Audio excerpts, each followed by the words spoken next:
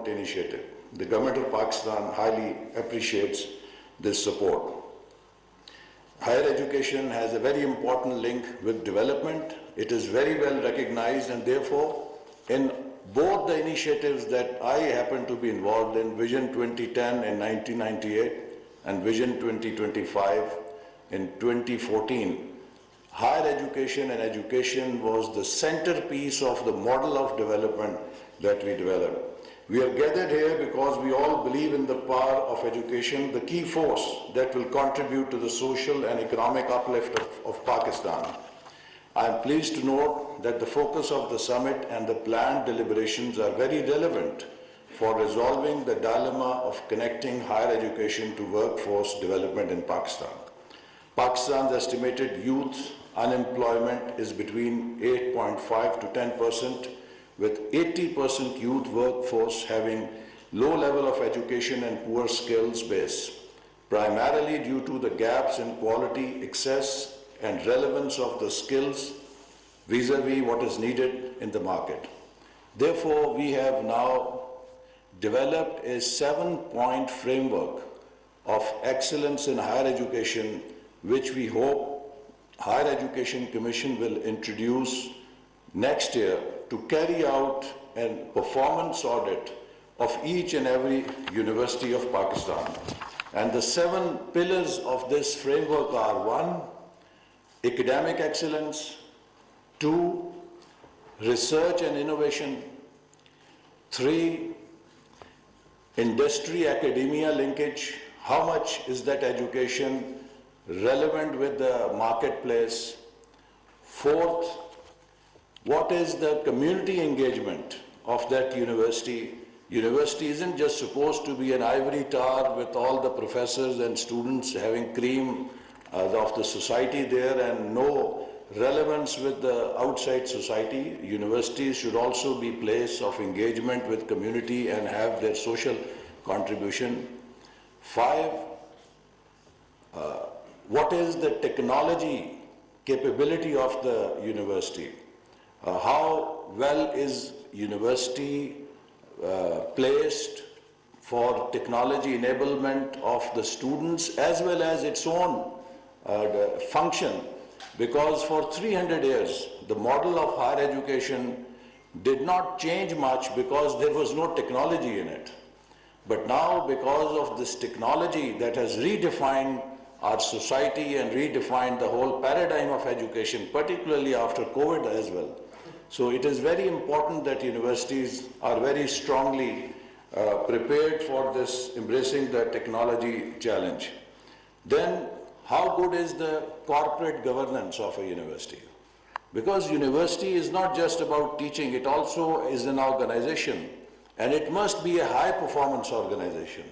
So how well is university managed to be a high-performance organization, and that depends how well it internally manages its systems. And then finally, what is the quality of the product? What kind of product is that university producing? What are the skills that university is producing in its final product, both in terms of the technical skills and in terms of the human skills that are required for success in life? And simultaneously, do those students also carry a responsible citizen training as part of that education or not? So this is a 7-point framework that we will adopt from next year and carry out an audit of each and every university. And then we also intend to establish a league system like British football, because we cannot just have premier universities, because we have a basic issue of access also.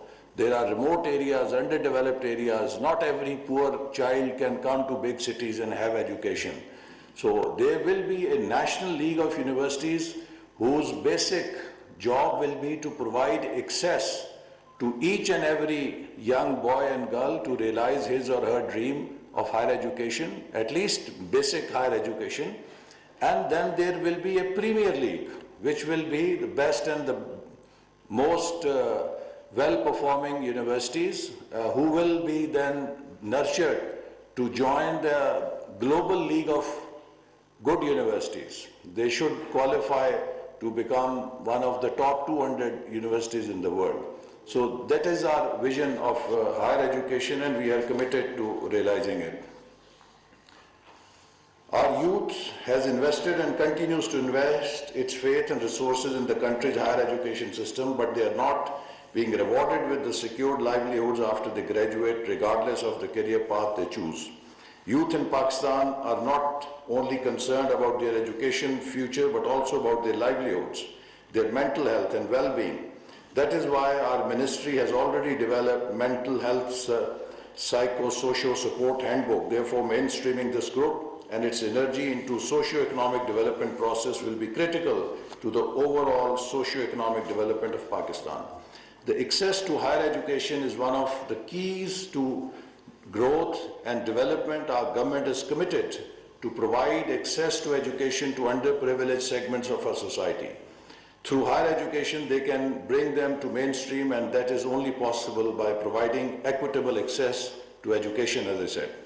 And we are committed to do so. Not only education, our government recently announced youth development program under which our government will provide 20,000 paid internships to our young graduates.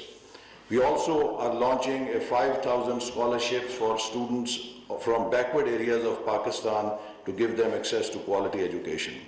Higher education institutions have a key role to play in developing capacities and skills of graduating students so that they can successfully respond to the demands posted by the rapidly changing labor market and industry needs, innovation and technological advancement. While the reskilling and restructuring of our workforce are imperative at this point, an important first step in this direction will be to have a good assessment of skills needed to support the future growth patterns. The government of Pakistan welcomes this opportunity as it is very much aligned with the ongoing policy-making process.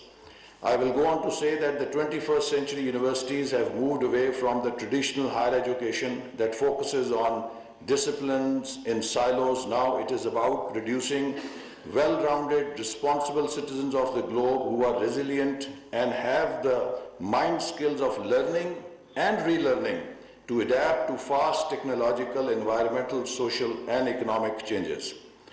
This not only implies changes in curriculum and teaching practices for our higher education institutions, but also expanding the ambit of university, building strategic